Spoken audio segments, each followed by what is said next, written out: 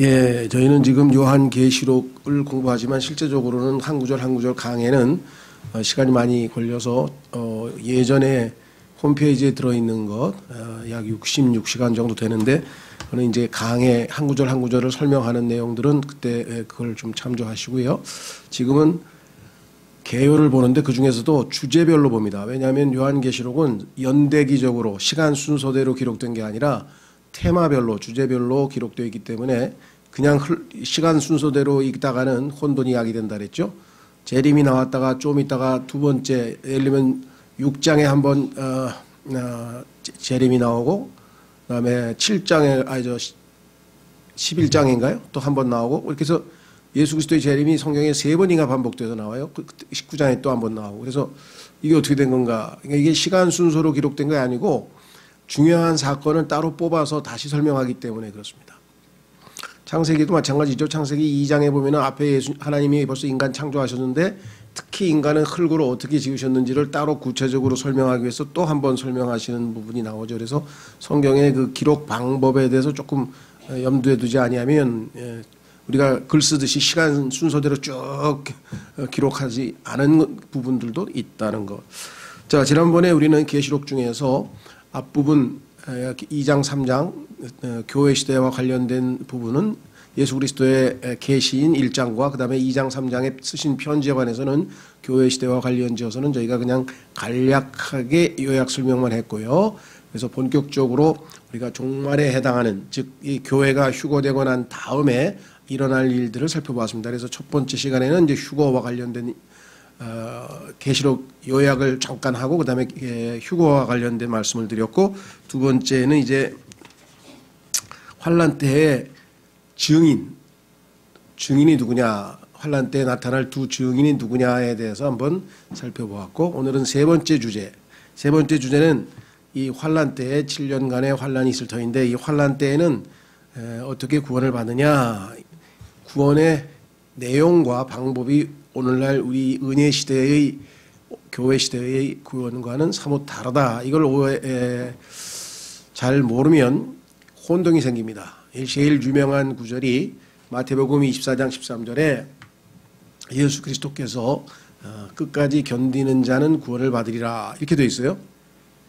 근데 이 끝까지 견디는 자는 구원을 받으리라고 하는 사람들, 즉 그 대상자는 환란 때에 소위 말하면 유대인들이 적 그리스도로부터 이 형상에게 절하던가 아니면 짐승의 표를 받던가 이와 같은 하나님을 거부하는, 거역하는 그러한 죄악된 행위를 요구할 때에 그것을 거부하고 참 순교로서 정말 이겨내는, 끝까지 견디는, 즉 그와 같은 유혹과 미혹에 넘어가지 않은 사람들은 그들의 혼의 구원이 아니고 하늘나라 가는, 오늘날 예수님 믿고 혼의 구원을 받고 하늘나라 가는 게 아니라 육체가 죽지 않고 구원을 받아서 천년 왕국에 참여할 수 있게 된다. 그래서 그들의 육체가 구원을 받는다고 또 성경에 써 있어요. 그래서 이 두 가지가 혼돈되지만 않으면 성경은 모순되지 않는다라는 것을 한번 좀 확인해 보는 시간입니다. 자, 교재로 가셔서 111페이지 환란 때 구원 이렇게 되어 있습니다.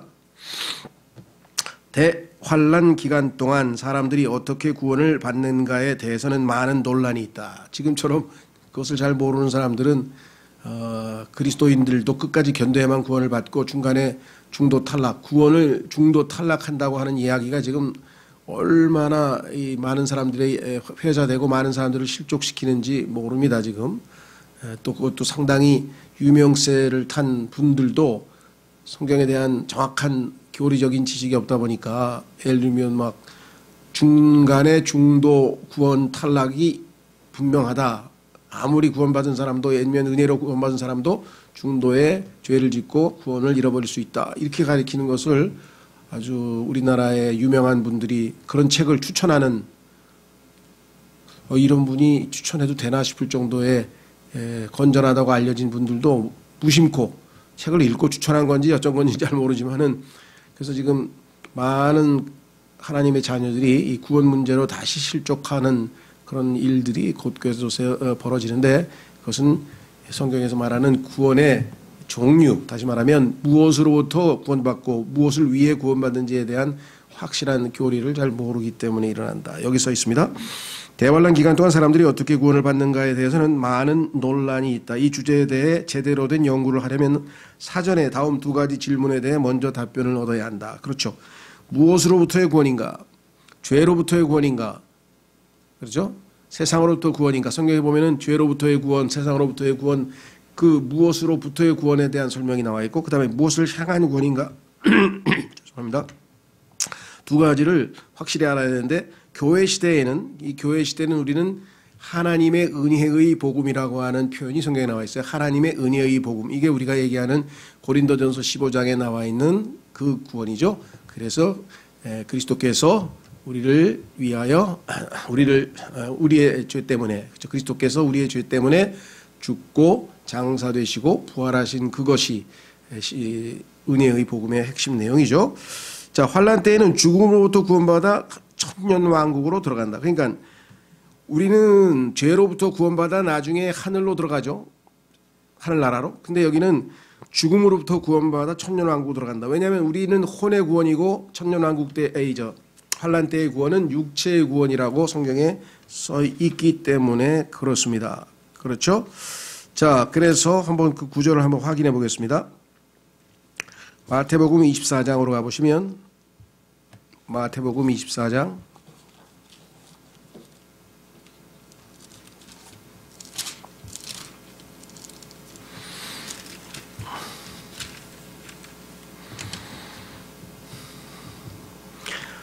21절에 대환란 이야기를 예수님께서 하셨죠. 마태복음 24장 21절에 마태복음 24장 21절에 그때 큰 환란이 있으리니 세상이 시작된 이래로 이때까지 그런 환란이 없었고 이후에도 없으리라.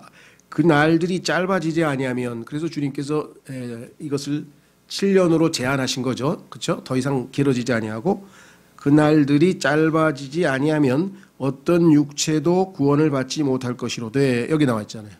혼의 구원이 아니고 이 시대에는 육체의 구원이죠. 그리고 선택받은 자들을 위하여 그날들이 짧아지리라. 여기 선택받은 자는 유대인들이겠죠. 구원받을 유대인들에 대한 이야기입니다. 자, 다시 교재로 돌아오십니다. 112페이지, 교재 112페이지, 111페이지 맨 아래쪽 마지막 문단에 보면 한 가지 예를 들어보자. 여호와의 증인은 여러 책자들을 들고서 집집마다 찾아다니며 예수를 믿고, 제한된 범위에서 이 사람들도 예수님을 믿죠. 하나님의 아들이라고 믿지 않고 이 사람들은 그러니까 피조된 신으로 믿는데요. 이스라엘에게 주어진 구약의 율법을 지키면, 여러 가지 율법을 지키라 그러죠. 그 사람은 지상에서 낙원에 거할 수 있게 된다고 말한다. 이 사실은 이 내용은 환란 때의 유대인들이 구원받아 천년왕국에 들어가는 것과 유사한 내용인데, 교회 시대의 성도들에게 이런 복음을 전하니까 잘못된 복음을 전하는 거죠. 파수대 책자들이, 여러분들 아마 그 여호와의 증인들이 가지고 다니고 있는 책자들 보시면 파수대라고 써 있죠. 그게 영어로는 이게 watchtower예요. 파수는 이제 우리로 치면 보초 쓴다는 얘기죠. 경계병에서 파수한다. 그래서 파수꾼이라고 구약 성경에 나와 있는 것은 watchman이죠. watchman. 그러니까 적들이 쳐들어오는지를 이렇게 지켜보는 경계병 얘기입니다. 파수대 책자들이 지지하고 있는 이 이론은 성경 구절들의 문맥을 무시하고 끼워 맞추어 만들어진 것들이다. 성경 말씀을 잘못된 곳에 잘못 적용하는 것보다 더 위험한 짓은 없다. 그렇죠. 지금 교회 시대의 성도들에게 하시는 말씀을, 예를 들면 구약 시대의 사람들에게 하시는 말씀을 교회 시대의 성도들에게 하는 말씀에다가 갖다 맞추면 안 되겠죠. 예를 들면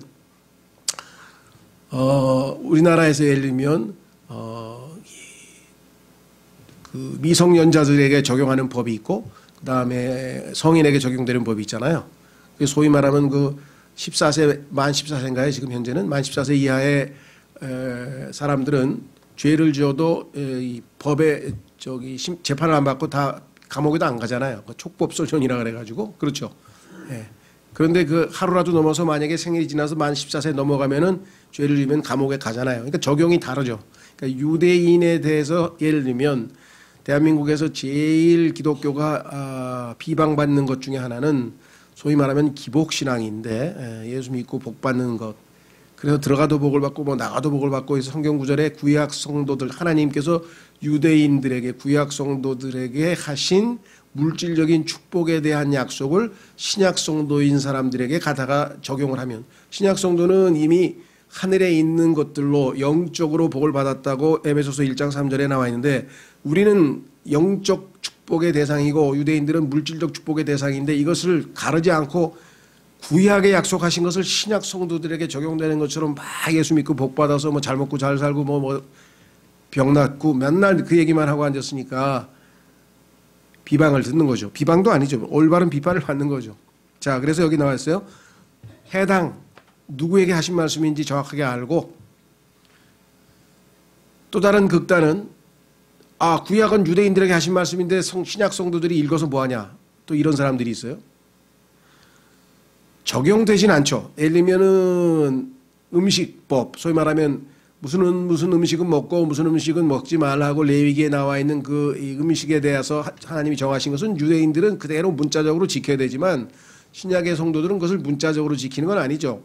사도행전에 나와 있잖아요. 그 깨끗하니까 그냥 잡아 먹으라고 베드로에게 말씀하셨잖아요. 그러니까 신약 성도들은 구약에 있는 율법을 문자적으로 지키는 건 아니에요. 다만 그 속에서 교훈을 얻는 거죠.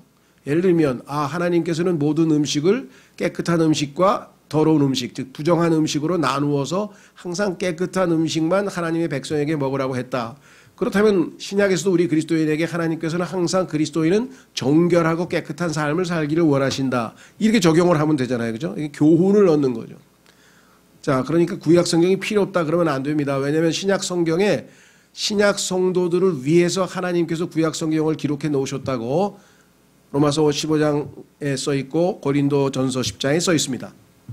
그러니까 구약 성경은 신약 성도들에게 매우 유익하다라고 하는 사실들을 성경에 써놨는데 너무 또 하나님께서는 하나님의 말씀을 rightly dividing 잘 올바로 나누어서 분류하라 했는데 제멋대로 자기 마음대로 또 지나치게 분류해서 이것을 극단적 세대주의라고 하는데 극단적 세대주의자들은 잘못 나누어서 또 이런 문제가 발생할 수도 있다는 것. 그래서 다시 돌아옵니다. 역사는 반복된다. 전도서 3장 15절 나중에 읽어보시면은 과거, 현재, 미래에 하나님께서 역사가 반복된다는 말씀이 있고요. 뭐 역사를 조금이라도 책을 읽어보신 분들은 정말 이 역사가 얼마만큼 동일한 패턴에 의해서 반복되는지 아실 겁니다. 출애굽기에서 이스라엘 민족은 어린 양의 피로 구속을 받고 잘 아시죠? 속박에서 벗어나 침례를 받았다고 그 홍해를 건넌 것을 모세에게로 침례를 받았다고 고린도전서 10장 2절에서 해석을 했습니다. 성경에서. 그러나 그들이 주님을 거슬러 죄를 지었을 때 그들은 적과 꿀이 흐르는 땅으로 들어가지 못한 채 광야에서 죽었다. 이스라엘이 광야에서의 삶을 다룬 책이 민수기인데 사실은 광야에서의 훈련은 그렇게 오래 갈 필요가 없었죠. 그런데 그들이 반역을 해서 거부를 해서 결국은 38년이나 이제 광야 생활을 하게 된 이야기입니다. 이건 이제 불순종 때문에 생겨서 훈련을 받았죠. 자, 출애굽기에서 신명기에 이르기까지 조심스럽게 읽어보면 이들 이스라엘 사람들 중 그 누구도 하늘에 있는 영생을 바라보고 있지 않았음을 알게 된다.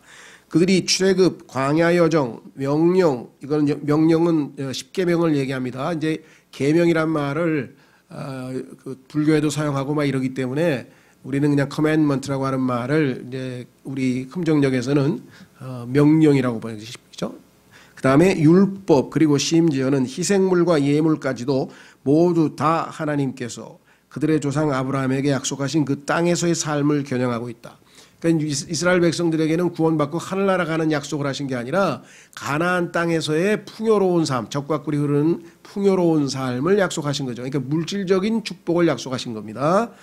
그래서 성경에 보면은 그들에게 약속하신 물질적인 축복은 세 가지였는데 첫째는 하나님 말씀을 잘 지키면 율법을 잘 지키면 첫째는 안전 보장, 도둑으로부터 지켜주시고 전쟁으로부터 지켜주시고 사회적으로 안전 보장이죠. 요즘 얘기하는 security, 안전 보장이고요.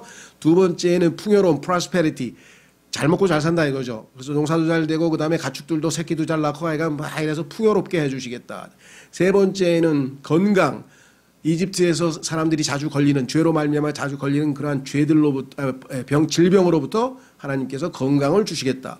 이 물질적인 축복 세 가지가 유대인에게 약속하신 것이지 그리스도인들에게는 직접적으로 약속하신 적이 없어요. 그런데 이거를 그리스도인들에게 약속하신 것처럼 가르치는 이 특히 순복음 계열의 은사주의 교회는 완전히 성경을 믹스시켜서 그냥 완전히 혼돈을 야기시킨 것입니다. 자, 그래서 따라서 대환란 기간은 교회는 사라졌고 휴거된 다음에 환란이 시작이 되니까 하나님께서는 다시 한번 이스라엘 민족을 민족으로서 다루고 계시며 하늘의 왕국, 물질적 왕국에 대한 약속이 다시 유효하게 된 상황이다. 자, 예수님이 오셔서 약속했고 왕국을 세우시겠다 그랬는데 예수님을 거부해서 결국은 예수님은 하늘의 왕국을 세우지 못하고 세우지 않고 2000년 동안 유예한 다음에 다시 오셔서 이제 세우시게 되겠죠. 자, 그때 이스라엘은 민족으로서, 이게 중요합니다. 왜냐하면 이스라엘은 하나님과 individually, 개인적으로 1대1로 만나는 게 아니에요. 신약시대에 우리는 1대1로 예수님을 개인적으로 영접하고 구원받습니다. 그렇죠? 예. 그러나 이스라엘은 그게 아니라 이스라엘 민족 전체가 집합적으로 하나님의 맏아들이라고 한 아들로 쳤어요. 근데 우리는 아들들이잖아요. 수없이 많은 아들들이죠. 그렇죠? 그러니까 하나님은 이스라엘을 대할 때는 민족으로 집단으로 대하시고, 그렇죠? 우리는 이 개별적으로 1대1로 해서 한 사람 한 사람이 예수님을 영접할 때 구원을 받는 방식으로 갑니다. 그래서 이것을 혼돈하면 로마서 9장, 10장, 11장에 나와 있는 이스라엘에 대한 내용을 우리에게 적용해서 예정론도 이상한 얘기가 나오고 거기서 모든 이단이 거기서 또 발생을 하는데 하나님의 말씀 rightly dividing, 하나님의 말씀을 올바로 나누어서 공부하라고 하는 그 기준을 우리가 잘 지키면 이런 혼돈을 피할 수 있다. 이때 신실한 사람들은 메시아께서 세우실 지상 왕국에서 거하게 될 것이다. 즉 구약시대 환란 때 구원받은 사람들이죠. 우리는 대환란 때의 사람들이 이집트에서 나왔던 그들의 조상들과 동일한 운명을 겪게 될 것이라는 사실을 다음의 네 가지로 살펴보려고 한다. 그러니까 출애굽 이후에 이스라엘의 여정과 신앙생활의 모습과 그 다음에 환란 때의 이스라엘의 신앙생활의 모습은 아주 유사하다. 중간에 2000년 교회 시대에는 일종의 삽입구로 들어간 거죠. 그렇죠? 예. 그래서 가로 안에 딱 치면은 유대인들이 연결돼서 다시 하나님과의 민족적으로 집합적으로 하나님과 이제 함께 하게 된다. 첫째, 대환란 때에는 예수님께서 아까 대환란이라는 용어를 썼는데요. 성경에는 대환란이란 큰 환란이라는 용어는 예수님께서 사용하셨는데 실제적으로 그 예레미야 30장에 보시면은 야곱의 고난이라는 용어가 나와요. 그러니까 야곱은 이스라엘을 상징하는 거죠. 그러니까 야곱의 고난이라고 하는 것은 교회가 휴거되고 난 다음에 예수 그리스도께의 지상 재림까지의 7년간의 기간을 야곱의 고난이라고 하는데 그 야곱의 고난 중에서 전 3년 반 앞부분, 그러니까 둘로 나누면 7년 중에서 3년 반을 성경에서는 고통의 시작이라고 해요. 아직 본격적으로 대환란이 시작이 된 게 아니에요. 고통의 시작이고요. 중간에 적그리스도가 자기를 하나님이라고 신격화해서 이제 등장하는 그 순간부터 시작해서 나머지 후 3년 반을 성경에서 예수님은 큰 환란, 대환란이라는 용어를 쓴 거예요. 그러니까 야곱의 고난은 7년, 다니엘의 70째 주도 7년. 그런데 그중에 후 3년 반을 일컬어서 예수님께서는 전무후무한 소위 말하면 큰 환란 또는 대환란이라는 용어를 쓴 거죠. 자, 여기 보시면 끝까지 견뎌야 된다 그랬어요. 다른 복음을 전하는 모든 설교자들이 지난 2000년 동안 한결같이 신약 성도들의 구원의 보장을 무너뜨리고자 이 구원을 사용해 왔지만 이 구원이 우리의 구원이 아닌데 육체의 구원이고 유대인들의 환란 때의 구원인데 이것을 신약 시대의 구원인 것처럼 사람들에게 너희 구원 아직 못 받았어. 끝까지 견뎌야만 된다니까 하면서 자꾸만 우리를 그리스도인들을 협박하는데 잘못 사용해 왔다 이거죠. 그래서 이것을 다른 복음이라고 그랬죠. 갈라디아서에서는 이런 다른 복음을 전하면 천사가 전할지라도 저주를 받는다고 주님께서 강력하게 경고했었습니다. 이 구절의 문맥에 따르면 여기서의 구원은 육체적 죽음으로 아까 살펴봤죠. 읽어보았습니다. 육체적 죽음으로부터 육체가 구원받는 것임이 명백하다 그랬습니다. 두 번째, 신랑이 오실 때 예수님께서 이제 셋째 하늘에서 지상으로 내려오십니다. 7년이 끝나고 신부인 우리를 지금 데리고 신랑이 신부를 대동하고 지상으로 내려오게 되는데요. 그때 흰 말을 타고 우리는 주의 군대로서 내려온다고 요엘서에 써 있습니다. 자, 그게 마태복음 25장 6절에 써 있는데 어리석은 처녀들은 복수로 되어 있음을 주목할 것. 왜냐? 성경에서 이스라엘 백성들은 처녀들이라고 이렇게 되어 있습니다. 그리고 그리스도인들은 신랑 신부할 때 신랑은 한 명, 신부도 하나죠. 그래서 신랑 신부할 때 신부는 한 처녀 한 명으로 고린도후서에 기록되어 있습니다. 자, 그래서 교회는 하나, 여기 써 있죠. 단수, 정숙한 처녀로 나와 있음. 혼인잔치에 들어가지 못한다. 그러니까 올라갔어요, 교회가. 그래서 7년 동안 거기에서 그리스도의 심판석에서 우리가 정결하게 모든 평가를 마치고 이 땅에서의 그리스도인의 삶에 대한 평가를 마치고 이제 주님과 거기서 혼인식이 있다 그랬죠. 계시록에 보면 어린 양의 혼인식. 그래서 혼인식을 마치고 이제 지상에 내려와서 소위 말하면 피로연을 하니까 피로연. 그때 이제 그 혼인잔치, 그 피로연에 참여할 사람들이 누구냐? 그 유대인들 중에서 이제, 그렇죠? 예, 참여하게 될 사람들이 있는데 그들은 여기 나와 있는 것처럼 어리석은 처녀들은 참여 못하고, 그렇죠? 지혜로운 처녀들만 참여하게 돼서 그 10처녀 비유 중에서 다섯은 절반은 참여하고 절반은 참여하지 못하게 되는데 이 10처녀 비유를 교회 시대에 구원받은 사람과 구원받지 못한 사람으로 가르치고 있는 게 또한 문제다. 이게 전혀 교회 시대 성도하고는 상관이 없는데, 그리고 거기에서 기름을 갖다가 또 성령이라고 또 이렇게 상징적으로 해석해가지고 성령이 다 떨어진 사람, 성령이 왜 다 떨어집니까? 성령님이 인격이시고 우리 안에 계신데 그런 이상한 해석들을 해가지고 문제를 일으킨다 이 말이죠. 성경을 성경으로 해석지 못해서 그렇죠. 자, 그래서 이들은 등잔, 성령이 아니고 등잔이 타오르도록 유지하지 못했기 때문에 혼인 잔치에서 배제됐다. 왜냐? 이들 처녀들은 혼인식의 증인이었을 뿐, 우리가 들러리라 그러죠. 증인들이었을 뿐 신부가 아니라는 사실은 시편 45편 9절에 입증된다. 신부는 딱 하나, 교회 시대의 성도들이에요. 그리고 이 교회 시대의 성도들을 축하하기 위해서 모인 하객 가운데에는 성경에 보니까 다양한 종류가 있습니다. 예를 들면 유대인들이 율법을 받기 전까지, 즉 출애굽기 20장에서 율법을 받기 전, 율법 시대가 시작되기 이전까지의 사람들 중에서 구원받은 사람도 있을 것이고요. 그다음에 율법 시대에 구원받은 유대인, 그다음에 구원받은 이방인이 있을 것이고요. 그다음에 교회 시대에 구원받은 사람이 있을 것이고요. 그래서 그 구분을 이 시편 45편에 보면은 다양하게 뭐 왕비, 그다음에 하객 뭐 등등등등으로 쭉 설명을 해놨어요. 그러니까 그 중에 여기 나와 있는 것처럼 유대인들은 이렇게 써 있습니다. 이들 처녀들은 신부를 따르는 자들로 수학 이후에 있게 될 이삭 죽기에 관한 앞선 설명을 참조할 것. 신부의 동료들이다. 그러니까 아까 얘기했죠. 들러리처럼 축하 하객으로 와 있는 사람들 중에는 이들 유대인 처녀들로 설명되고 있는 유대인들이 들어있다. 신부가 아니에요. 그냥 혼인 잔치에 참여하는 거예요. 혼인 시계는 당연히 하늘에서 벌어지고 신부가 참여했죠. 그건 우리가 하늘로 올라간 우리가 혼인식은 끝내고 지상으로 내려와서 혼인 잔치가 열릴 때, 그렇죠. 그래서 성경에 보면은 이 혼인 잔치와 혼인식을 구분해서 용어가 달라. 하나는 marriage고요, 하나는 marriage supper라 그래가지고 두 가지가 구분되어 있어요. 자, 세 번째, 야곱의 고난 기간 중 아까 얘기했어요. 교회가 휴고되고 7년 기간 중에 짐승의 표를 받지 않은 자들이라도, 자, 끝까지 견디면서 짐승의 표를 받지는 않았는데 그리스도의 형제들, 유대인을 돕지 않는 자들은 하늘의 왕국에 들어가지 못한다.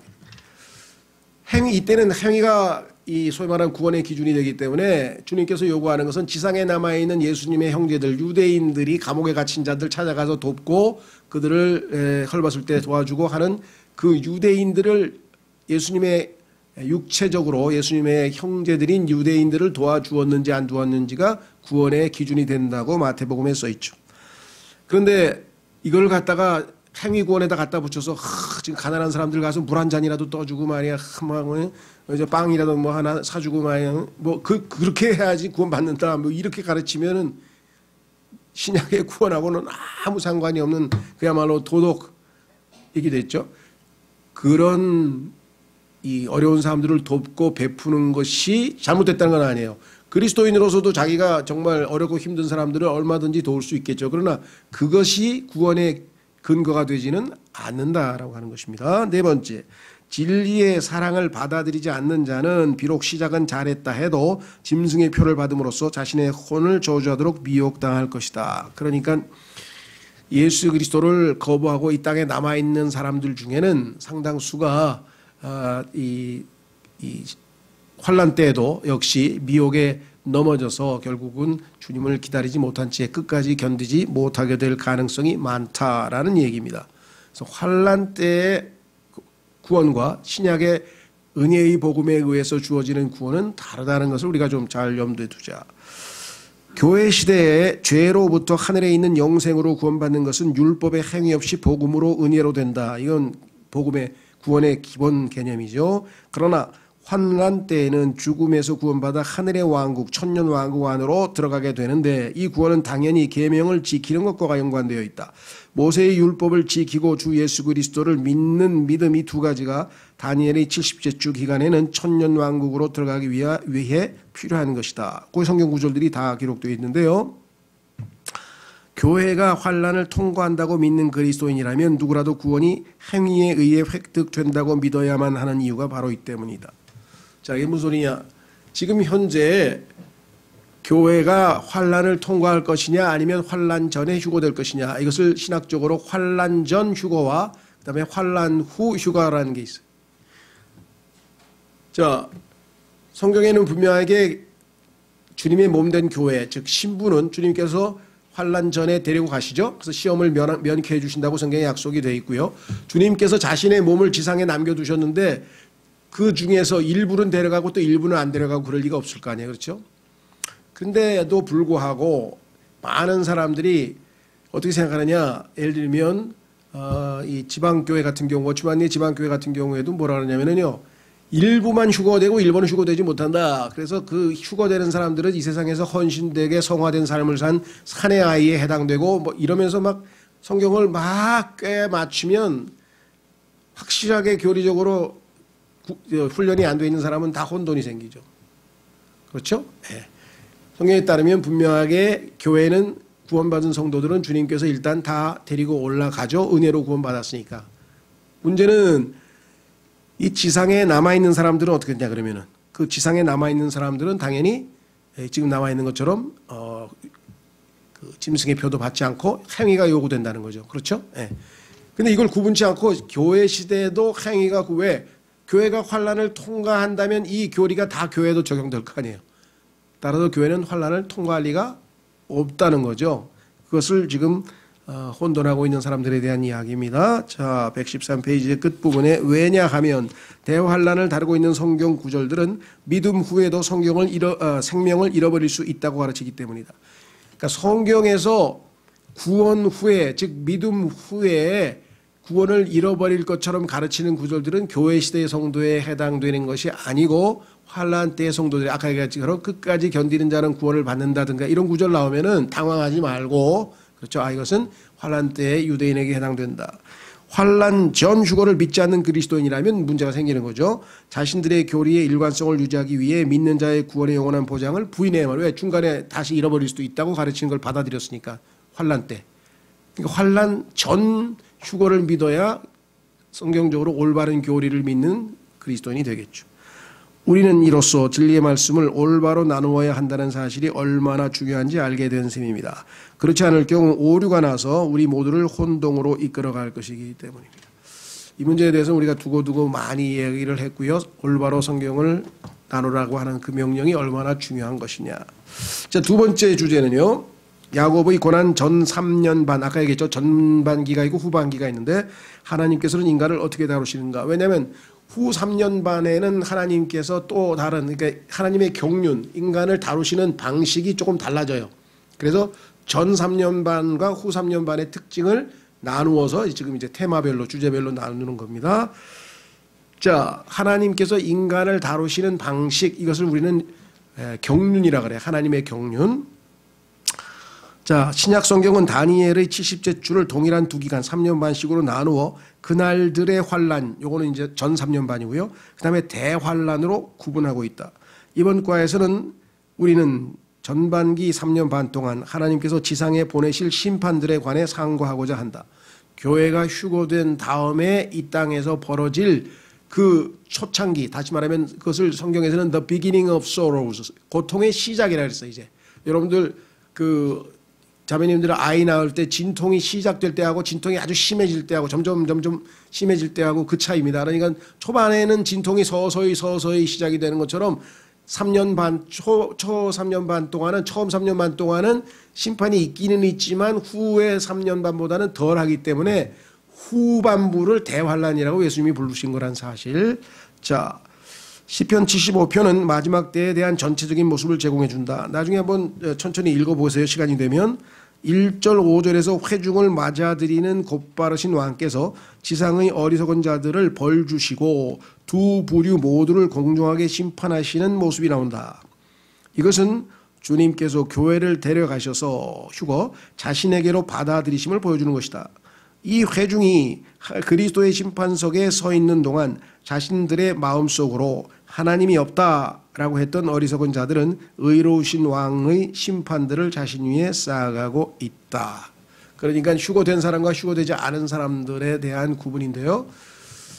성경에 보니까 시편 14편하고 시편 53편에 어리석은 자는 마음에 이르기를 하나님이 없다 하더라 이렇게 돼 있어요. 그러니까 하나님이 없다라고 하는 사람들을 오늘날은 뭐 멋지게 불러가지고 무신론자라 그러고 또 거기다가 조금 더 덧붙여서 불가지론자, 하나님이 계신지 안 계신지는 잘 모르겠다 뭐 이래가지고 노벨상 수상자인 영국의 버트란 러셀이라는 사람은 무신론자라고는 단정을 왜 자기는 단정은 못 짓는다 이거지. 안 계신지 안 계신지 모르니까. 그래서 자기는 모르는 파로 만들어가지고 불가한문으로 불가지론, 알 수 없다 파를 만들었는데 그것도 사실은 뭐 무신론과 별 차이는 없겠죠.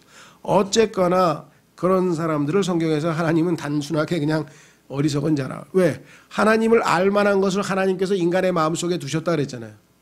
두 가지죠. 하나는 외적인 거. 그건 뭐예요? 하늘, 별, 달 보면은 다 뭐예요? 와, 조물주가 계시구나. 그걸 다 알 수 있게 해주셨고. 그렇죠. 집이 있는데 전혀 있는 게 아니라 집을 지은 자들이 있듯이 하나님은 모든 것을 지으신 분이라 그랬으니까 다 알려줬다. 이게. 그런데도 하나님이 없다 그러고 어리석은 자고. 두 번째는 속에 양심이 있어서 옳고 그름을 항상 알게 해주셨잖아요. 그죠? 예. 그러니까 이건 잘못된 일인데 뭐야 아이 몰라 하고 죄를 짓는 거지 몰라서 죄 짓는 사람은 없다는 거죠. 그래서 양심이라고 하는 그 기준을 주셔가지고 속으로 바깥으로 안팎으로 이중으로 증거를 주셔서 하나님이 있다라는 사실을 알려줬는데 어떤 사람이 하나님 앞에 가서 내가 하나님이 없어서 있는지 없는지 몰라서 나는 안 믿었다. 그건 핑계가 됐. 성경에서 핑계 될 자가 없다. 하나님이 있는지 없는지 때문에 예수님을 못 믿는 사람은 없어요. 성경에 로마서에 분명하게 기록을 했잖아요. 그렇죠? 하나님이 있는 건 다 알아. 그럼 왜 안 믿어요? 믿기가 싫은 거니까. 죄를 더 짓고 싶으니까. 죄를 더 사랑하니까. 어둠을 더 사랑하니까. 그거 뻔한 거죠. 뭐. 예?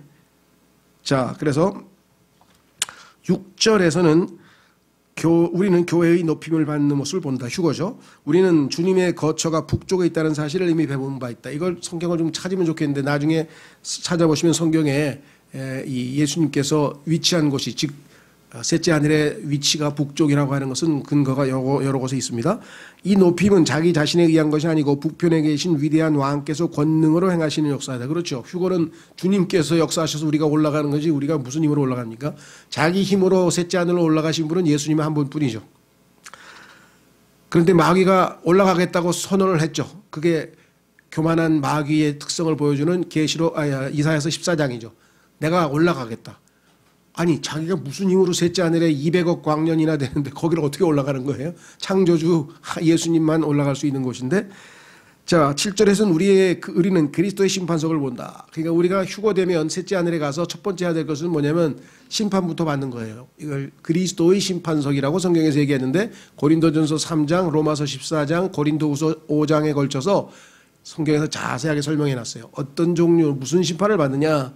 우리가 예수님 믿고 난 모든 행위에 대해서 평가를 받습니다. 그것이 하나님께서 받아들이실 만한 행위냐 아니냐를 평가받고 그렇죠? 거기서 상급을 받기도 하고 또 상급을 못 받기도 하고 거기서는 지옥에 가는 심판이 아닙니다.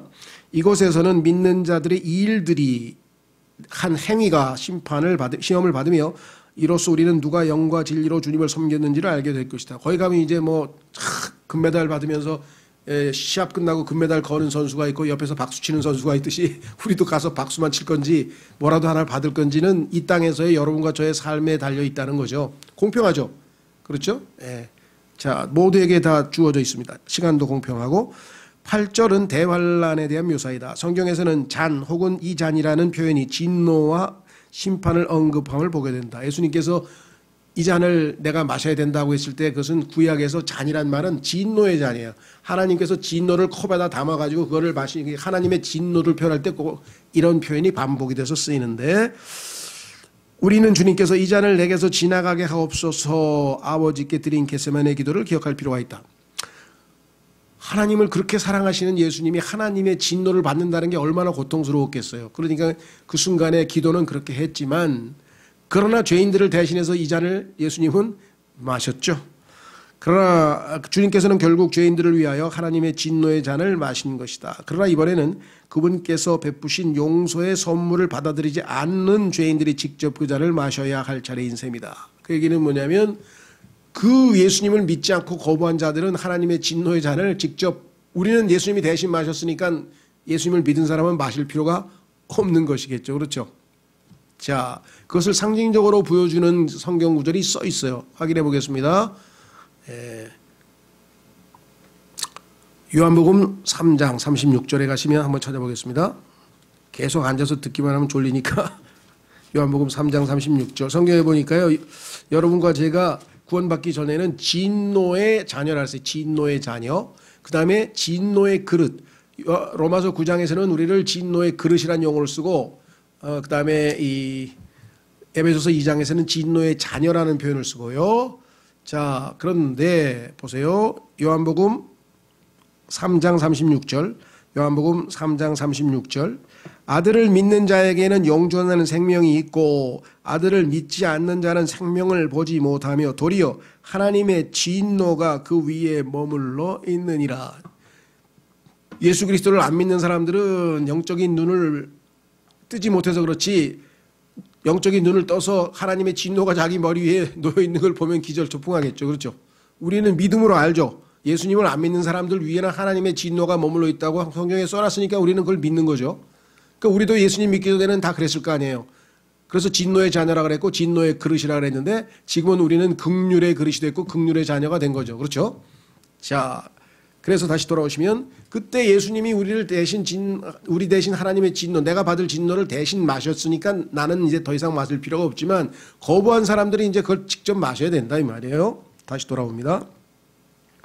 116페이지 중간 부분에 9, 10절에서 우리는 시간이 없어서 시편을 직접 찾지는 않고 있습니다. 지금 그냥 설명만 보고 있어요. 우리는 영원의 영역 안으로 들어간다. 하나님께서는 이스라엘의 회복을 약속하시며 아마겟돈에서 사악한 자들을 끊으실 것이고 의의 왕국을 세울 것이다. 이게 천년왕국이고 예수 그리스도의 지상 재림이죠. 자, 그래서 우리의 관심은 이제 계시록 6장입니다. 계시록 6장으로 가면 우리는 흰말을 탄 자를 보게 된다. 자, 이 흰말을 탄 자가 누구냐? 우리처럼 전천년 예수 그리스도의 전천년 재림과 그 다음에 환란전 휴거를 믿고 있는 우리 같은 소위 말하면 세대주의자들, 그렇죠? 온건한 세대주의자들은 이 계시록 6장에 있는 이 흰말 탄자를 적그리스도로 해석을 합니다. 그런데 역사적 소위 말하면 이 교회 소위 말하면 계시록의 전체 내용을 교회 시대의 전체 역사를 담고 있다고 하는 역사적 해석자들을 포함해서 여기에는 제일 유명한 워치만 리 같은 경우도 마찬가지입니다. 워치만 리 같은 경우도 계시록 6장에 있는 자를 복음 또는 예수 그리스도로 해석을 했어요. 그런데 우리는 적그리스도로 해석을 한다는 거예요. 왜 이런 문제가 발생하느냐. 여기서 완전히 계시록의 해석이 달라지는 거예요. 자, 한번 확인해 보겠습니다. 얼마만큼 아까 얘기했던 요한복음 3장 36절에도요. 믿지 않는 자들 위에 하나님의 진노가 머물러 있다 그랬죠. 그런데 개역성경에는 순종하지 않는 자에 위에 하나님의 진노가 머물러 있다고 믿지 않는 을 순종하는 자로 바꿔놨어요.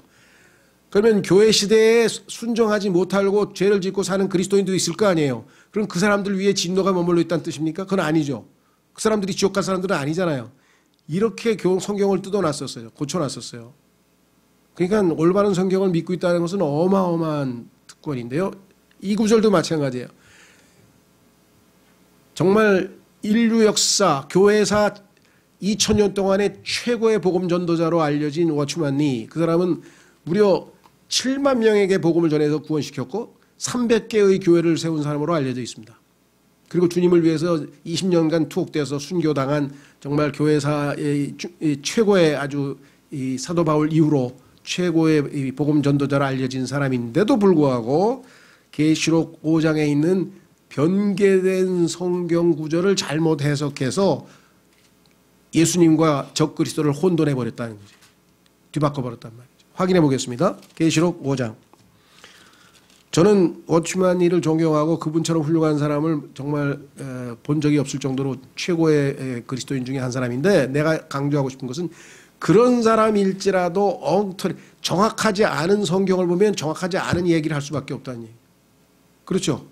진리가 아닌 거를 받아들이면 결국은 어떻게 하겠어요? 속았다는 거죠. 어쩔 수 없이 속았다. 자, 보세요. 계시록 5장 6절에 보니까 이렇게 써 있습니다. 셋째 하늘에 있는 어린 양의 모습이에요. 또 내가 보니 보라, 왕좌와 네 짐승의 한가운데와 장로들의 한가운데에 전에 죽임을 당한 것 같은 어린 양께서 서 계시더라. 자, 여기서 전에 죽임을 당한 것 같은이라고 번역을 할 수밖에 없는 것은 영어의 대과거, 뜻이 소위 말하는 과거 완료 시제로 써 있기 때문입니다. 자, 뭐 영어에 대해서 그냥 잠깐 설명을 하면 대과거, 즉 여기 보면은 중간에 as it had been slain, 이 대과거 그다음에 과거 완료 시제를 써 있는데, 이것을 현재 완료 recently has been, has s로 현재 완료 시제로 뜯어 고친 성서가 소위 말하는 킹제임스 성경 이외의 나머지 성서들이에요. 그렇게 되면 최근에 죽임을 당한 것 같았다. 그러면 지금 이 시점이 어느 시점이겠어요? 얼마 전에 예수님께서 십자가에서 죽으셨잖아요. 그러면 얼마 전이면 지금 이 시점은 예수님이 부활 승천해서 이것을 승천하신 거예요. 승천. 그런데 우리는 계시록 4장 서부터 뭐예요? 환란 시대로 봤잖아요. 그렇죠.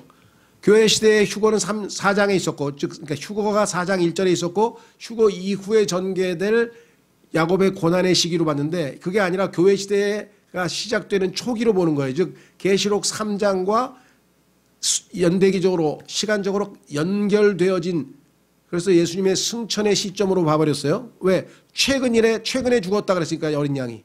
근데 성경은 그게 아니라 오래전에 죽은 것처럼 보이더라는 얘기죠.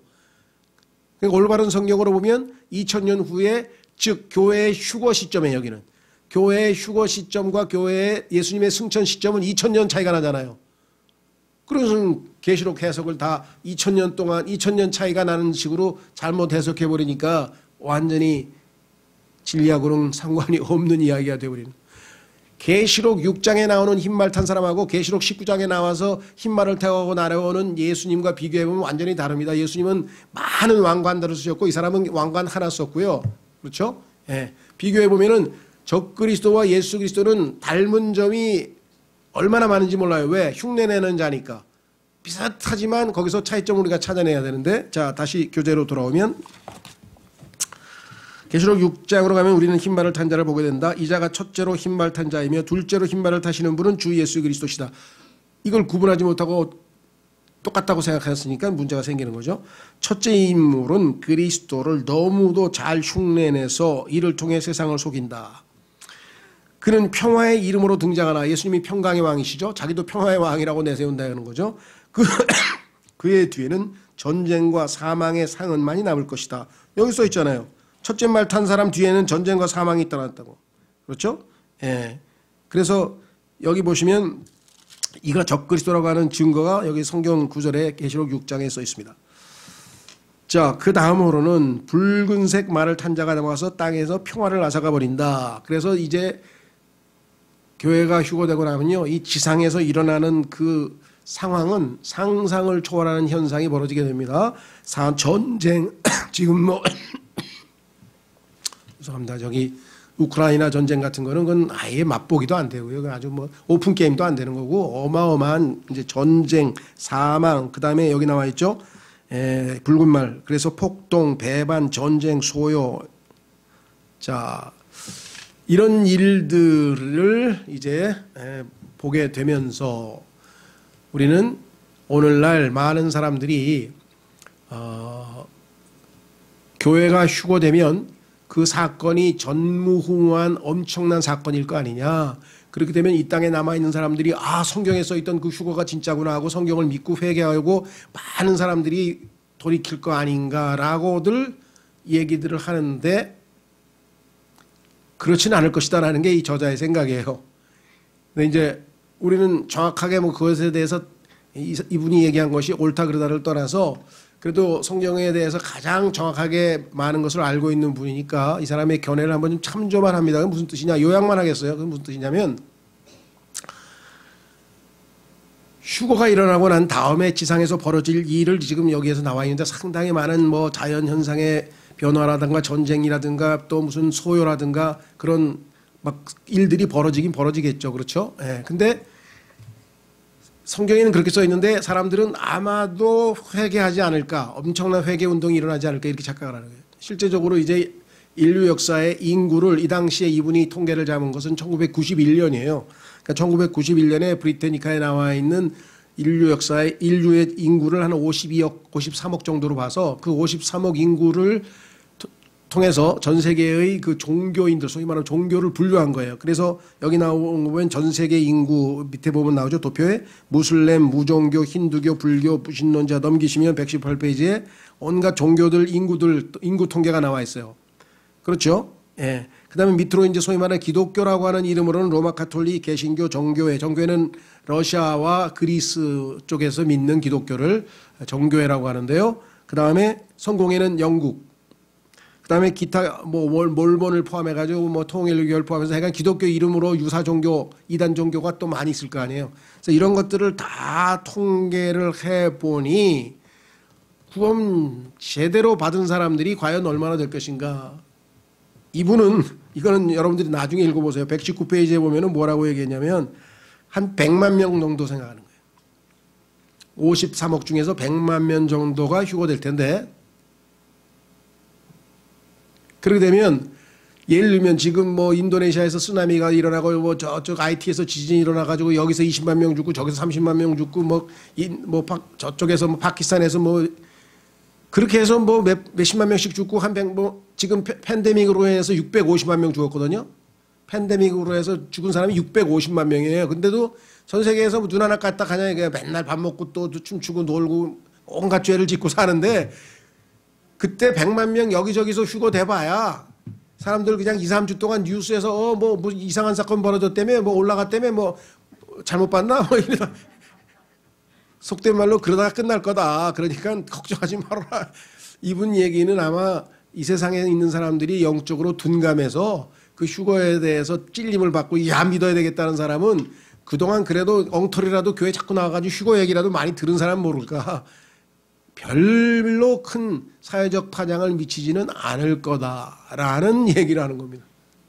그래서 이제 저는 일리가 어느 정도는 있어요. 왜냐하면 마지막 때에 이 세상 사람들이 믿음을 보겠느냐고 주님이 말씀을 이미 하셨고 사람들은 그런 문제에 대해서는 관심 자체가 없어요. 무슨 종교적인 뭐 이런 거에 대해서 저 휴거 파동 일어났던 애들도 뭐 막 어디 산속에 숨어가지고 지들 휴거됐다고 막 거짓말 쳤잖아. 맞아 그런 거겠지 뭐 이런 식으로 넘어갈 거란 얘기죠. 그래서 그 얘기를 이분은 좀 경고의 메시지로 남겼습니다. 그래서 한번 여러분들이 읽어보세요. 숫자는 뭐 몇 명이 하면서 자기 나름대로 이렇게 썼으니까. 자, 그래서 우리는 쭉 가서 120페이지로 갑니다. 그 내용이에요. 다시 얘기하면은 프랑스가 한 7천만 명, 6천만 명 되는데 구원받은 사람들이 10,000명이나 될까? 5,000명이나 될까? 왜냐하면 선교사의 보고에 따르면요. 그 유명한 이름이 뭐더라? 내 선교사 이름을 잊어버렸는데 하여간 미국에서 파송한 선교사가 프랑스에서 20년 동안 전도해가지고 딱 한 명 구원시켰어요. 딱 한 명. 20년 동안 복음 전했는데 열심히 전했는데 그만큼 영적으로 지금 이 딱딱하게 굳어 있어서 왜 말씀이 땅에 떨어지면 바로 마귀가 다 집어간다 그랬잖아요. 그러니까 특히 유럽 지역은 지금 뭐 복음이 들어갈 수 있는 마음밭이 전혀 아닙니다. 그런 선교사들의 보고를 들으면 어느 정도 일리는 있는 것 같아요. 자, 그래서 밑으로 내려가면 딱 중간에 보면 사실 이 땅의 대다수의 나라들에는 그나마 그래도 휴거가 조금 뭐 사람들에게 좀 소동을 일으킬 정도는 미국하고 아마 우리나라일 것 같아요. 미국이나 우리나라는 조금 그래도 그 퍼센티지가 되고 나머지 나라들은 뭐 아예. 자, 그래서 그리스도인들이 떠나버리는 사건이 그들이 살고 있는 마을이나 도시나 행정부서에게 의미 있는 충격을 줄 만큼 충분한 진정으로 거듭난 그리스도인들이 별로 없다. 그런 나라가 지금 별로 없어요. 그러나 권력을 지닌 붉은 말 탄 자가 땅에서 평화를 앗아가고 전 세계적 규모의 전쟁을 일으킨다면, 이제 이런 일이 벌어지면, 적그리스도가 나타나서 이제 이런 일들이 벌어지면 사람들은 속게 될 것이다. 아마 이번 전쟁은 이제 환란 때 일어나는 하나님이 일으키실 전쟁은 제2차 세계대전을 그저 연습게임 정도로 보이게 만들 것이다. 이와 더불어 하나님께서 42개월 동안, 즉 3년 반 동안 보내실 자연현상들이 가세하면, 지금 뭐 빙하 좀 녹고 그다음에 저 뭐예요, 그 저 지진이 일어나고 그다음에 뭐 산사태 좀 나고 뭐 그다음에 뭐 이런 것 가지고도 지금 뭐 지구가 뭐 곧 멸망하니 마네 하고 지금 막 다 그러고 있는 판인데, 계시록에 나와 있는 이 42개월 동안의 하나님의 심판이 완전히 펼쳐지게 되면 얼마나 이 땅에 있는 사람들이 이제 기절초풍을 하면서 빨리 이제 인도자를 뽑자 그래가지고 적그리스도가 등장해서 이 모든 해결사로, 소위 말하는 해결사를 찾게 될 날이 오게 될 것이다라고 하는 전망인데, 성경에 근거해서. 자, 그래서 이와 더불어 하나님께서 42개월 동안 보내실 자연현상들이 가세하면 이 세상은 해결사를 찾을 필요를 느낄 것이다. 그 다음에는 검은 말을 탄 자, 세 번째 사람이 이제 등장한 사람이 검은 말인데 기근이죠. 물품이 부족하면 가격은 오르게 마련이다. 지금 뭐 우크라이나 전쟁 때문에 조금 뭐 5%, 8% 올랐다고 지금 뭐 어마어마하게 난리법석이죠. 예. 근데 이제 조금 있으면 정말 우리도 이게 밀 수입도 안 되면 어떻게 됩니까? 이제 우리 뭐 빵집 뭐 파리바게뜨 같은 게 다 문 닫아야지 뭐 어떻게 해서. 뭐 밀가루가 있어야 뭘 해보지. 그렇죠? 자, 이 시기에는 빵 한 조각을 위해 하루치 임금을 다 지불해야 할 정도가 될 것이다. 1데나리온 다 줘야 돼. 하루 임금을 빵 한 개 사 먹는데 막 그렇게 인플레가 올라오면 어떻게 돼? 실제로 2차 세계대전 때는요, 독일에서 이런 일들이 매일매일 벌어졌어요. 지금 중남미 같은 경우 마찬가지. 하나님께서는 자신의 백성에게 만약 이들이 하나님을 버리면 그들의 빵 지팡이를 부숴버리시겠다고 경고하셨습니다. 그게 레위기 26장 26절에 나와 있어요. 그래서 유대인들이 7년 동안 얼마나 고난을 당하면 야곱의 고난이라고 하는 타이틀이 붙었겠어요. 이 7년 기간을 하나님께서 이름을 붙여줬잖아요. 이러한 기근은 부분적으로는 우박과 피가 섞인 불에 의해 생길 것이다. 그래서 이제 농사를 지을 수가 없죠. 두려운 폭풍으로 지구상의 나무 3분의 1과 풀이 전부 타 죽게 된다. 그럼 어떻게 되겠어요? 지금 우리가 살고 있는 이 오염된 지구도요, 지금 엄청나게 좋은 지구야. 이게 그나마 이제 앞으로 일어날 일들을 생각하면, 이로써 녹색 평화, 무슨 녹색 그린피아 뭐 지금 어떻게든 지구를 살려보려고 막 애쓰고 있는 그 환경운동가들 정말 훌륭하고 참 하지만 대세를 막을 수는 없어요. 대세는 지금 다 어디로 가고 있습니까? 여기 나와 있어요. 기후 변화로 인해서부터 시작해서 모든 문제는 녹색 평화는 더 존재할 수 없게 되고, 비를 저장하지도 못하고 멸종의 위기에 처한 종을 보호할 방법도 없게 된다. 그래서 종자, 씨를 뿌려야 뭐 곡식을 했는데 종자가 없어서 씨도 못 뿌리게 됩니다. 땅은 하나님의 피조물일 뿐 하나님은 아니다. 땅을 하나님이라고, 자연을 하나님이라고 하는 숭배 사상이 있어요. 그걸 생명신학이라고 하고, 유명한 우리나라에도 시인 김지아 씨가 생명신학을 뭐 한다 그래가지고 뭐 이 자연을 어머니라고 불렀어요. 어머니 자연님이시여 하고 막, 그게 구약에서 뭐 바알 신앙하고 똑같은 거죠. 자, 환경 숭배는 다른 모든 종교와 마찬가지로 사람을 지옥으로 몰고 갈 뿐이다. 전 세계적인 식량 부족은 결국 전염병과 질병을 가져온다. 지금 팬데믹은 아무것도 아니게 맛보기에 맛보기. 이거보다가 최소 100배 이상의 엄청난 사건이 터집니다. 지금 6억 명이 감염되고 650만 명이 죽었거든요. 6억 6천만 명이 감염되고 650만 명이 죽었는데, 아마 그때 가면은 아마 10배는 더 감염되고 10배는 더 죽을 거야 아마. 이와 같은 재앙들 외에도 이제 또 어떤 환경 재앙이 있느냐. 바닷물의 3분의 1이 피로 변한다 그랬죠. 바닷물의 3분의 1이 피로 변하면 어떻게 바다에서 나오는 물고기 생선은 어떻게 먹습니까? 못 먹어요 이제. 하나님께서는 과거에도 세상을 예표하는 이집트에 대해 출애굽 전에 이 심판을 행하신 바 있다. 출애굽 이집트에서 나일강이 피로 변했죠. 따라서 하나님께서는 이와 같은 기적적인 심판을 전 세계적인 규모로도 되풀이하실 수 있을 것이다. 동시에 바닷물은 피, 민물은 이제 독이더라. 독성. 민물의 3분의 1도 쑥이라고 불리는 별에 의해 중독될 것이다. 하나님께서는 이미 이스라엘이 우상에게로 돌아서서 창녀를, 즉 우상 숭배죠. 창녀를 따른다면 이 쓴 물을 주시겠다고 잠언에서 경고했고 그다음에 예레미야에서 경고했죠. 다 이미. 그래서 바다도 강물, 민물도 바닷물도 다 오염되고요. 우리는 지구상에서 물 공급이 중단될 때 발생할 재앙에 대해 상상도 제대로 할 수 없을 것 같다. 이 일의 주범은 산업 발달도 아니고 재활용에 실패한 미국인도 아니며 참치를 잡다가 동올고래를 죽이거나 작고 귀여운 바다 표범을 때리는 어부들의 잘못이 아니다. 사랑하는 이들이여, 하나님께서는 자신의 바닷물을 피로 바꾸시고, 왜냐하면 환난 때는 하나님이 직접 심판하시는 것이기 때문에 자신의 민물에 독을 타실 것이다. 그러니 창조주보다 피조물을 더 경배하고 섬기는 자들이 이에 대해 할 수 있는 일은 아무것도 없을 것이다. 이 물에 대한 심판의 결과 모든 바다와 강이 피가 될 것이라고 계시록 16장에 기록했습니다. 나는 이제껏 수백만의 짐승들과 수십억 마리의 바다 생물들이 죽음으로 인해 있게 될 끔찍한 악취에 대해 다루고 있는 주석가나 설교자를 본 적이 없다.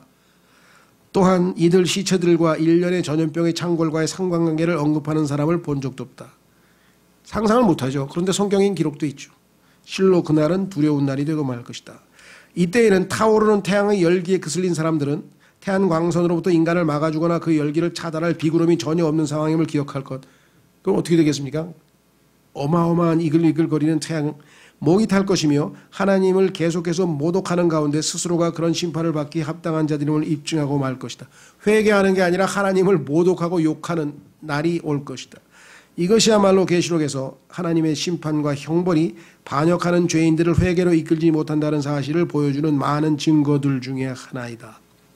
사람들은 하나님이 벌을 줄까봐 무서워서 하나님을 믿을 거라고 생각하는데요. 전혀 아닙니다. 성경은요, 하나님의 선하심을 맛볼 때에 진정으로 회개한다고 성경에 써 있어요. 여기 써 있잖아요. 하나님의 선하심 때문이다. 왜냐하면 사람을 회개로 인도하는 것은 하나님의 진노가 아니라 하나님의 선하심 때문이다. 복음 전할 때 지옥이 얼마나 무서운 건데 지옥 갈 거야, 지옥 갈 거야 해봐야 그 회개 안 일어나요. 뭐라는지 아세요? 그래, 나 갈게, 가볼게. 난 지옥 강강 갈 거야. 나 한번 가볼 거야. 무모한 사람들 많아요. 근데 지옥 갈 만한 존재를, 그렇게 형편없는 자를 하나님의 거룩하시고 의로우신 아들이 단지 자신을 사랑해서 십자가에서 죽으셨다는 것, 그 하나님의 선하심을 맛보는 순간, 깨닫는 순간, 눈을 뜨는 순간 회개한다고 성경에 써 있어요. 얼마나 감사하겠어요. 그죠? 나 같은 자를 위해서 그 거룩하고 의로우신 분이 죽으시다니 이걸 깨달아야 돼. 그렇게 해서 회개가 일어나는 거지. 이거 로마서 2장 4절에 써 있습니다. 나중에 확인해 보십시오. 자, 환란이 처음 3년 반에는 해, 달 그리고 별들의 3분의 1이 빛을 잃게 된대.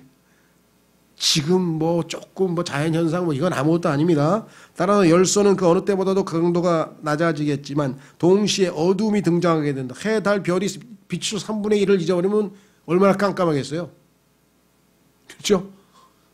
예. 예수님께서 하나님의 심판을 받으실 때 대낮인데도 깜깜했다고 써 있잖아요. 너무나도 많은 사람이 죽게 되고 문명사회를 돌볼 자가 없어지면 가시나무와 새와 짐승들이 신속히 번져나가 한때는 대도시였던 지역을 삼게 될 것이다. 예, 이제 수없이 많은 이제 야생 짐승들이 전부 다 이제 도시에 들어와가지고 생난리를 치면 어떻게 되느냐. 인간은 자신들이 모든 것의 지배자로 정복자로 생각했으나 인간은 그의 지구에 대한 지배권을 동산에서 빼앗기고 말았다. 마귀에게 넘겨줬잖아요. 하나님이 왕으로 삼으셨는데 마귀에게 순종해서 마귀에게 이 지구의 통제권을 넘겨줘 버렸죠. 왕권을. 이제 인간은 가시와 엉겅퀴를 퇴치하고자 땀 흘리고 애를 써야 하며 동물의 왕국을 초원에 국한시키려면 모든 재주를 총동원해야 됩니다. 이 짐승들 도시 안에 못 들어오게, 그래서 사람들 안전하게 편안하게 살려고 그것 해서 인기 얻은 사람이 그 유명한 누구예요? 그 창세기에 등장하는 그 누구죠? 이름도 잊어버렸네. 그 바벨론 왕, 바벨론 세운 사람. 림롯. 림롯이 했던 게 바로 그거예요. 그 당시에 짐승들 보호해줘가지고 인기 얻어가지고 하여간 아주 사람들의 이때도 이제 짐승들이 도시로 다 몰려들면 이제 어떡하겠어요. 예?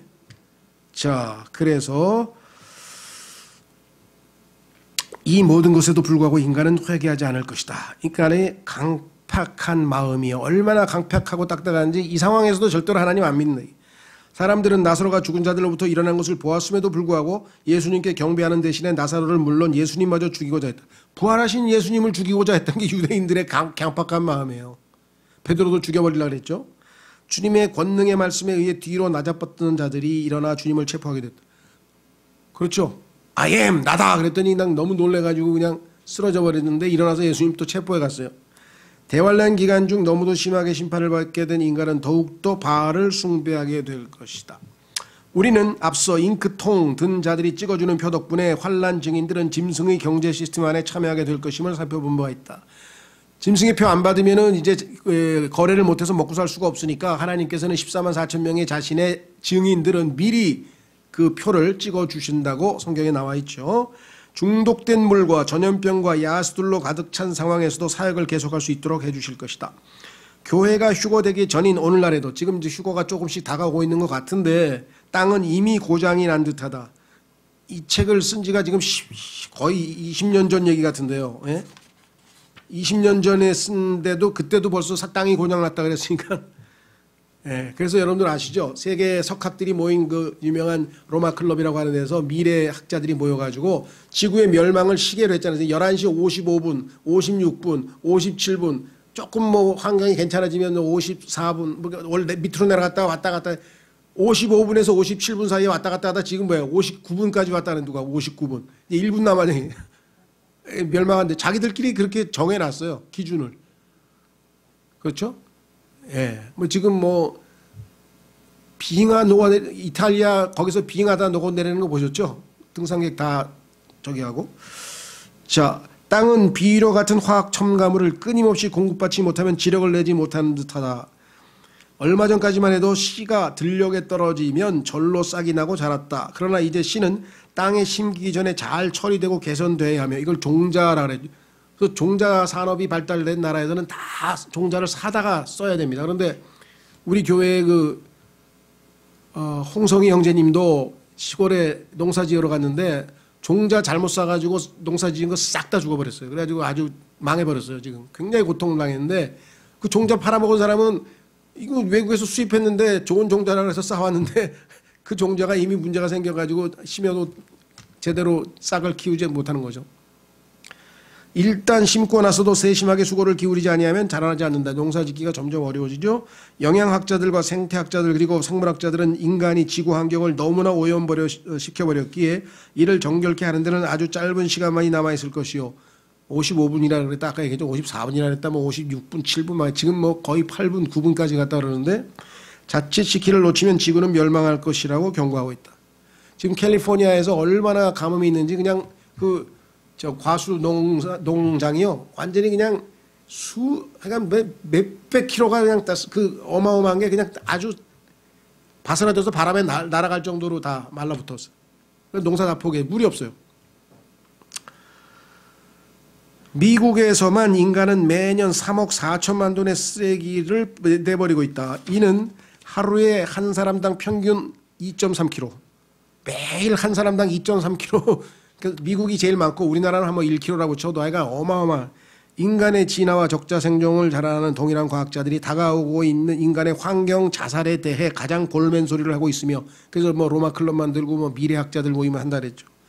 가장 크게 우려하고 있다. 그래가지고 여기다가 뭐 환경을 오염을 막는데 쓴다고 뭐 빌 게이츠가 뭐 몇억 달러를 기부하고 누가 몇억 달러를 기부하고 뭐 무슨 단체 만들고 뭐 학회 만들고 해가지고 맨날 해봐야.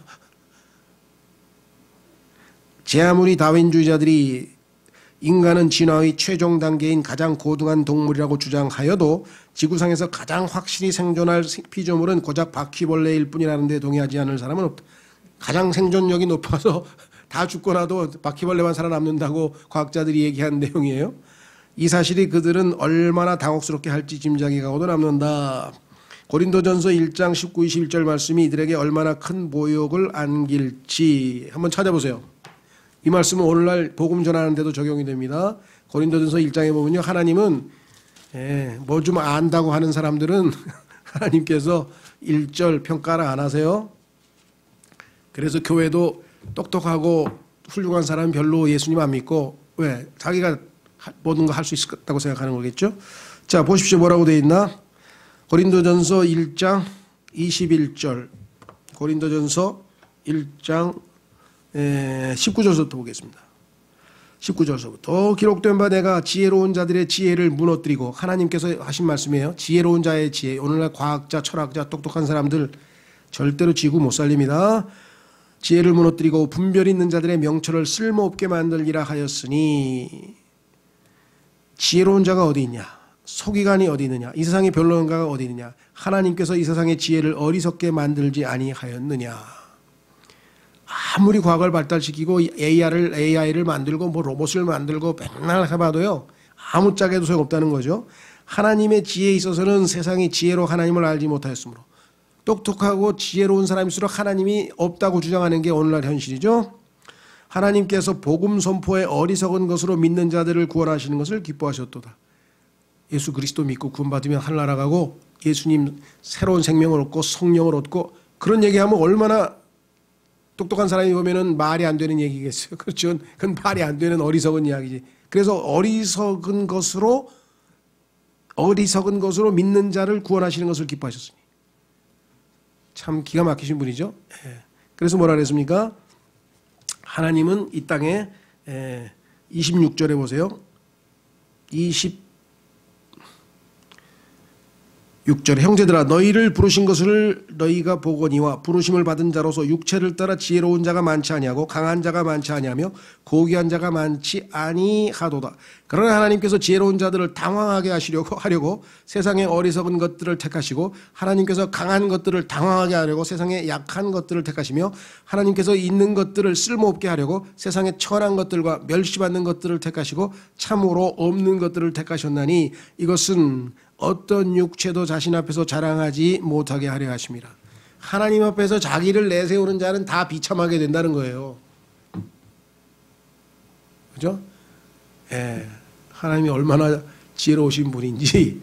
자, 그래서 우리는 쉬었다가 뒤에 이제 그 다음 테마로 넘어가겠습니다. 그래서 뭐 정말 말씀드린 것처럼 제대로 공부하려면 이 성경 구조를 하나씩 찾아서 읽어가면서 묵상해가면서 평가해가면서 이렇게 해야 되는데, 한 학기에 약간 압축해서 일단 전체를 한번 보기 위한 목적이기 때문에 좀 여러분들이 예습 복습을 잘 하시면 더 좋겠다 이렇게 생각을 합니다.